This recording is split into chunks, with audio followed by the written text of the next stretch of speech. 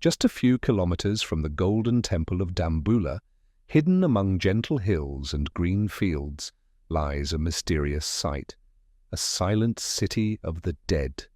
Welcome to Ibbankatuwa Megalithic Tombs, one of the most ancient burial grounds in Sri Lanka, dating back over 2,700 years.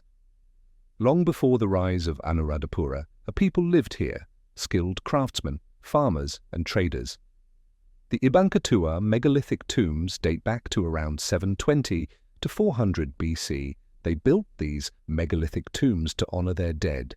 Each stone chamber holds not only human remains but stories frozen in time, clay pots, beads, tools, and even gold ornaments. They didn't just bury their loved ones, they celebrated them, sending them off with items they might need in the afterlife. These tombs prove that a well-organized prehistoric society once flourished in this region.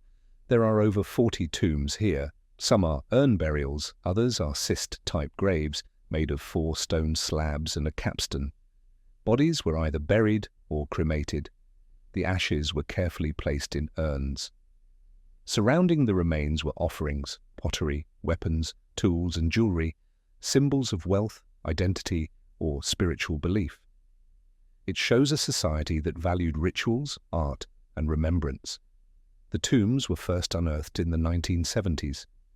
Since then, they've opened a whole new chapter in Sri Lanka's prehistoric timeline. Teams of archaeologists from Sri Lanka and abroad carefully excavated the site, revealing layers of ancient life buried under centuries of soil.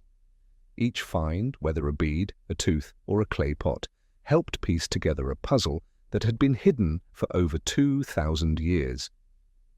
Here's the surprise: archaeologists found beads made from materials not native to Sri Lanka. In the silent stones of Ibbankatuwa, something glittered. Not a weapon, not a pot, but a necklace. Delicate beads, carefully shaped and strung together over 2,500 years ago. Some were made of semi-precious stones, polished with care, dyed with natural pigments. Others were glass beads, materials not even found in Sri Lanka. This necklace wasn't just jewelry, it was evidence of trade, of ancient roads, boats and merchants that once carried goods from India, Central Asia, or even beyond. Among the ashes and bones, this little ornament whispered, "Someone once loved beauty here. They wore it in life and were buried with it in death." This single necklace connects a lost soul from Ibbankatuwa to a world much bigger than we ever imagined. Buried deep in the soil of Ibbankatuwa, archaeologists found something quiet, dark, strong: iron. Simple tools, rusted fragments. But they were powerful signs that the people of Ibbankatuwa had entered the Iron Age long before kings ruled Anuradhapura. They were blacksmiths, melting ore, shaping tools. They built stronger axes, better weapons, farming tools that could cut deeper into the land. With iron, they could survive more, build more, and grow. And as they forged metal with fire, they forged a new chapter in our island's history. As the people of Ibbankatuwa carefully laid their loved ones to rest under stone, their pottery full of prayers, the world beyond was alive with its own wonders. In a small kingdom named Kapilavastu, a boy was born. He would grow to become the Buddha, and his teachings would one day reach even these megalithic hills. Far to the north, in the great forests and rivers of the Indian subcontinent, sages were chanting verses of the Vedas.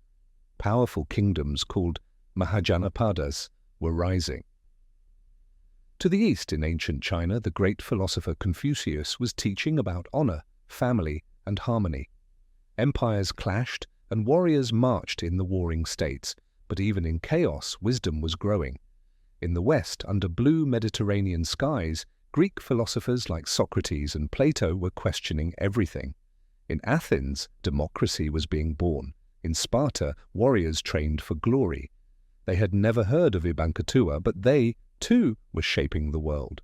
Across the seas in Babylon, mighty kings built towers that touched the heavens, and in Persia, the first great empire stretched from the Indus to the Nile. And far away, across oceans in the jungles of Mesoamerica, The Olmecs were carving giant stone heads and worshipping jaguar gods, while in the highlands of Peru, the Chavin were building temples and roads through the Andes. All around the world, civilizations were growing, different faces, different tongues, but all part of the same human journey. And here in Sri Lanka, at Ibbankatuwa, our ancestors were not far behind. They farmed, traded, worshipped, and buried their dead with honor. They were part of this ancient global rhythm, a parallel heartbeat in history. These weren't just tomb builders, they were ironworkers, innovators, survivors.